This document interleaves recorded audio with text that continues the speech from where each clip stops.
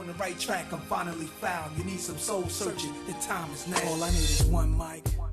So, okay, in the last video, I told you, I was telling you guys about my brother and his criminal lawyer that owes the government $4 million. Whatever. No biggie. It is so mind-blowing. There's so many twists and turns in this story. We finally ended up getting our paperwork, okay? I think it was around like mid-June.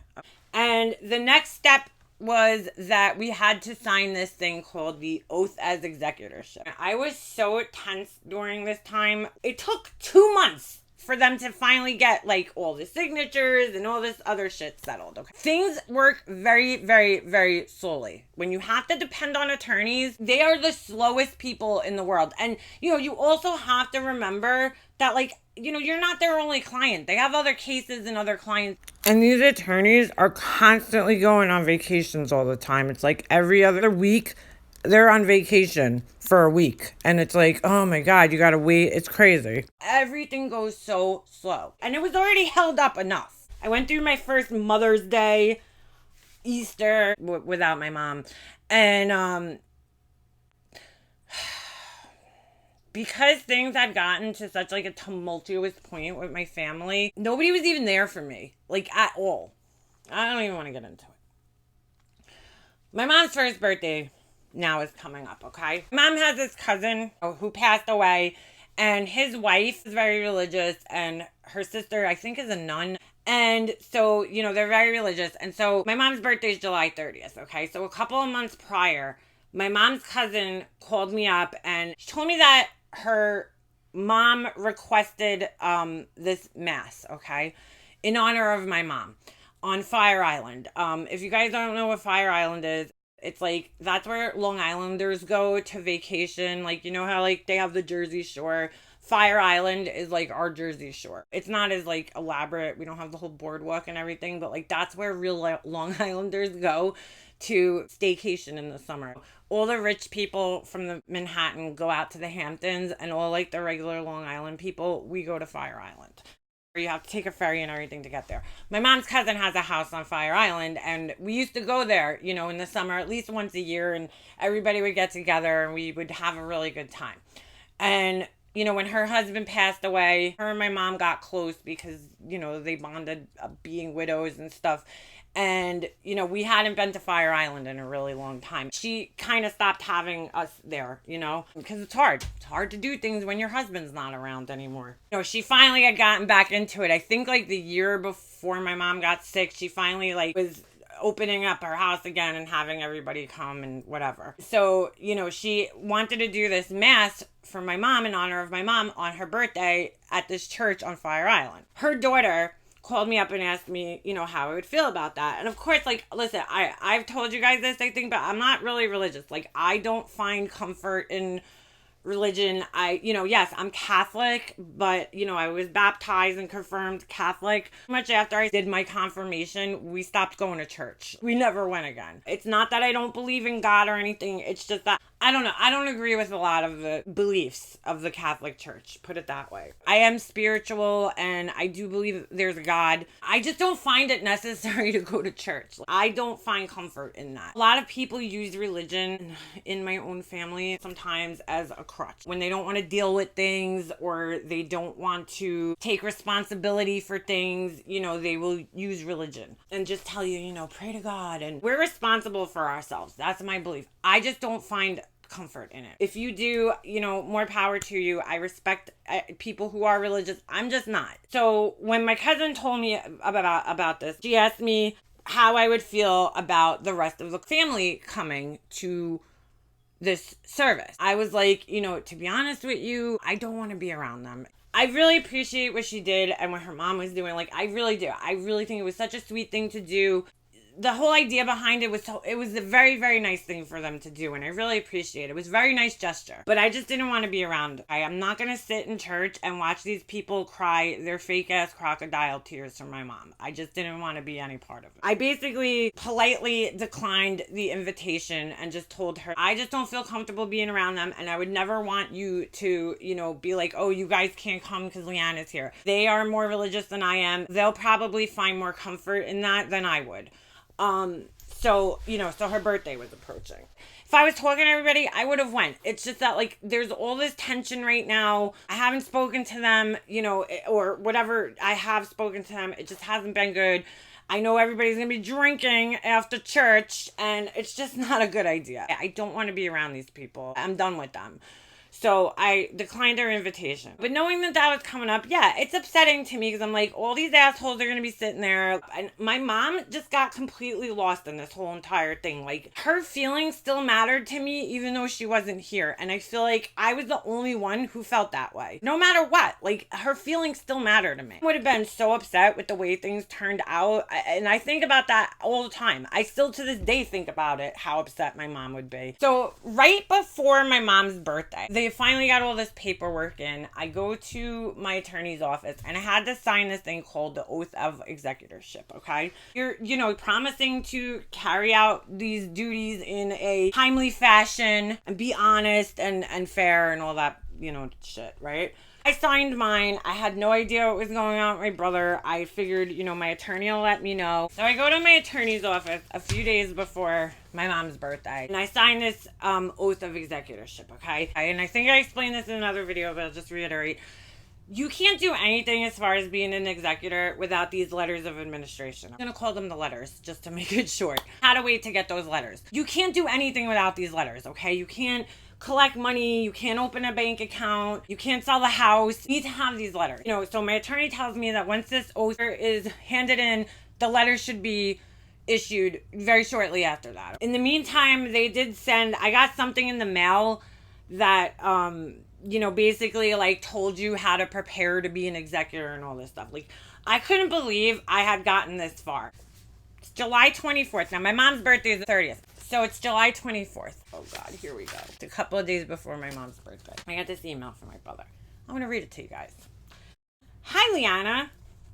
I spoke with my attorney this past week. He advised that all surrogate court is waiting for is your original signature on the settlement agreement, which your lawyer stated you would be signing shortly. The papers will be issued shortly after they get it, I assume. When it comes to the estate, and then in parentheses, cleaning out and selling the house, handling accounts, etc., what ideas do you have? Also, do you know who's been parking their trucks in the driveway? Thank you, Stephen Smith. And then it has his email address underneath. I forgot to add here that yes, I knew exactly who was parking their trucks in my mom's driveway. And they knew too. They were just being assholes by asking me that. My neighbors were parking their trucks in the driveway because they wanted to make it look like somebody was living at the house, because around the corner from my mom's house, there was an abandoned house that was boarded up and there were squatters staying in it for months that were actually stealing electricity from my mom's neighbor across the street. So, you know, they didn't want that to happen to my mom's house, and so they were parking their trucks there. You guys might think I'm crazy, but like just reading this email and looking at the way it was written, like the Hi Liana with the 2 dots after it. In past emails that my brother has sent to me, you could see he did write Hi Liana, but he put a comma afterwards, and I know he wouldn't put those 2 dots like that. Like, that's just not appropriate for letter writing, and my brother's a grammar Nazi.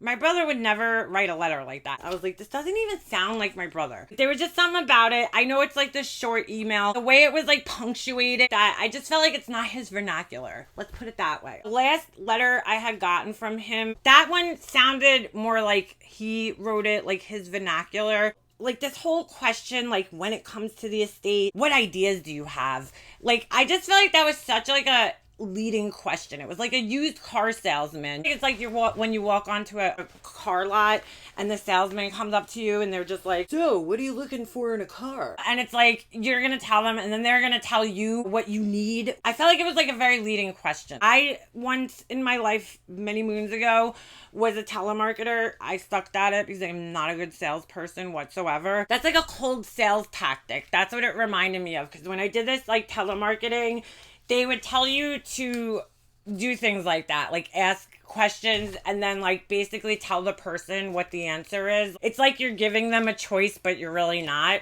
And that's what this reminded me of. And there was just something very Satan-esque about this letter. My husband and I remember we were in the car later that day, right? And we're talking about all this shit.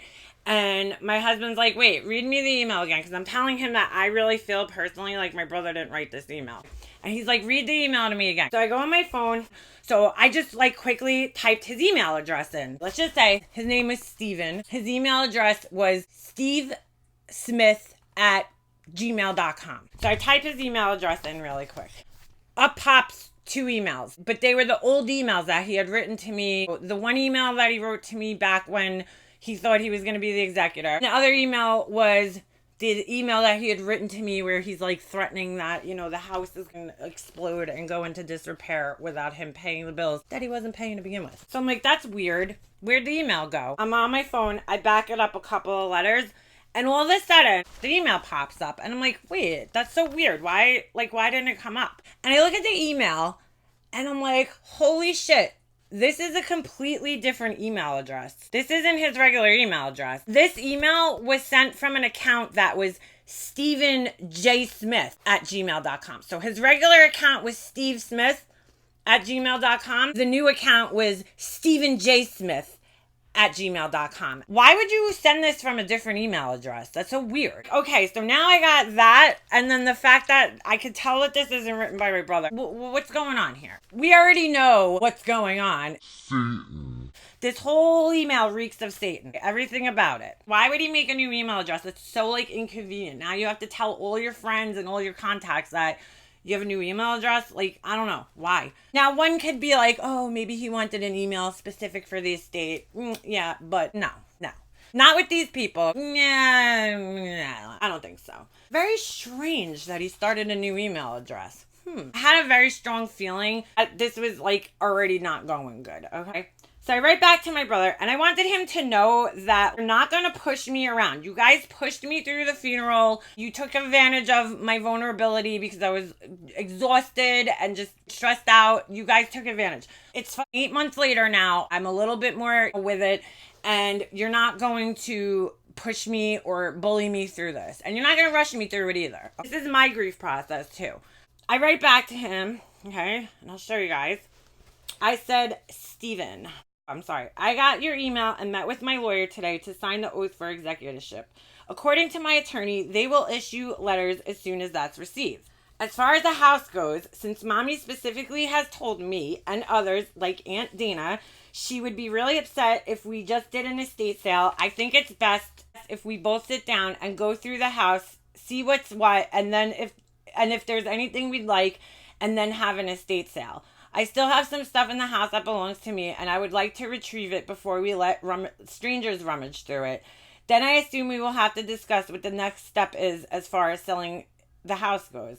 I already reached out to a friend who is the #1 real estate agent in his office, right, for some advice. I reached out to my friend who was a real estate agent because I was having a lot of anxiety about selling my mom's house. I was thinking of possibly buying my brother out. Like, I just wanted to see investment wise if it would be a good idea. So I reached out to a friend, okay, because I knew this was coming, and I just I was having such a hard time letting go of her house. I really was. And even thinking about it right now just gets me upset, so I don't want to think about it. Okay, so I said, me and you are going to have to physically meet up and discuss these things at some point. I said, as far as her accounts go, I said, first thing we have to do is go down to her bank and open up an account with both of our names on it, so we can start paying her debts and collecting her assets. Basically, this letter was for me to just show my brother, like, I know what's, like, the process, so you're not gonna, like, ask me, like, ooh, what do you think's gonna happen? Stupid Liana, you know, here we go again. Like, they just wanted to know what I know. I let them know everything that I know. Liana ain't no fool, bitch. I pity the fool. So we can start paying her debts and collecting her assets. As I'm sure you already know, I have paid her homeowner's insurance, and it is good up until next March. I also paid some money to PSEG to keep the electric running. I also hired a landscaper to do bi-weekly maintenance of the property. I have been regularly checking on the house to make sure no one is messing with it. I purchased a pool cover because there was a 3 to 4 foot hole in the old one, and feared animals would fall through it, if they haven't already. Last week, my husband and I put the new cover on. The neighbors were also complaining about the mosquitoes, so I've been trying to pump the cover out when possible, and I threw something in there to biologically control the mosquitoes. As far as her other accounts, Mommy had several credit cards, a small home equity loan, with a balance of about $7,000, give or take. She also owes around $4,500 in property taxes, General Oil, Verizon, Sprint, and a few other utilities. Those will need to be paid before anything. She should have just about enough money in her saving and checking accounts to cover most of her debt. We are also going to have to decide where the mail is going to go from here on out. I suggest opening up a P.O. box that we both will have access to. Now, again, this was at the suggestion of my attorney. He was like, to make it fair, you guys should go and open up a P.O. box and you guys will both have access to it, because really, my brother... Gotta back this up again. My brother, what he was doing, and I found this out like sometime in May, a lot of these things happened by accident, the way I found things out. And like, I truly, truly in my heart, and I don't know if you guys believe in this kind of stuff, but I truly in my heart believe that my mom and dad were like guiding me through this process from above. I really do, because like one day I happened to go to my mom's house. It was just like a habit. Like, I would always check the mailbox. I would get out of my car, walk to the mailbox, open the mailbox up, and then I'll go into my mom's house. And even though the mail wasn't coming there for months, I still checked it for some reason. So one time I go in there, right? One time I found a rock that looked like a potato, which was weird. But there was this other time I go in the mailbox, okay? And there's this huge bundle of mail. I mean, I'm talking like huge bundle of mail. And I look and I see that my brother, what he was doing, instead of like notifying the post office and putting her mail on hold because, she passed away, which is what you're supposed to do, he would go online, pretend to be my mom. He would put the mail on a monthly hold, and then he would pick the mail up at my mom's house. So like he would know the date that the mail was going to be delivered, and he would go there and pick the mail up. So here's the slip that was with the bundle of mail, and you can see it says customer information, has my mom's name and address, and he put his phone number as her phone number, and then at the bottom it says allow Stephen Smith to pick the mail up. So he put it on hold at the beginning of April, and then he, they will hold it for a month, and then he would know when to pick it up. And what's really funny is like when I got this bundle of mail, he never questioned me about it, never asked me if I got it, nothing, because, he didn't want to bring attention to his sneaky behavior. Like, it's so shady. Never told me he was doing this, never discussed it with me, just went about his business and did it. They were like obsessed with the mail, these people. My attorney knew this, and that's why we suggested the P.O. box, to make it fair for both of us, okay? So that I could see everything that was going on too. I said, we'll open the P.O. box and both have access to. I used the wrong two. Of course, we must wait until we have the letters before we do anything, which is the truth. I said we are going to have to meet up and or speak to one another to further discuss what's going to happen and what needs to be done. I am hoping we could just get through this without any disputes. The more disputes we have, the more money we are tossing out the window. Hope to hear from you soon, Leanna. I had already expressed to my attorney at this point in time that like I was not comfortable communicating with him via email because I really didn't think I was communicating with him, and I wanted to be sure I was talking to him. And my attorney, like at this point in time, he's like, you can't settle an estate through email. You guys are gonna have to meet up. You're gonna have to talk. So like, I'm not just like pulling this shit out of the air. This is what my attorney is advising me to do and say. I don't hear back from him. This is already just not looking good. My mom's birthday comes. Just knowing that all these assholes were like hanging out together, it was just like, ugh, so cringy. They're such assholes. My husband and I and my son, we went to my mom's house, hung out there for a little bit, reminisced about the old days, and then we had Mexican food for dinner. Because my mom, every year on her birthday, we would be like, what do you want? Mexican. She loved Mexican food. Loved Mexican food. Like my whole life, my mom always wanted Mexican for her birthday.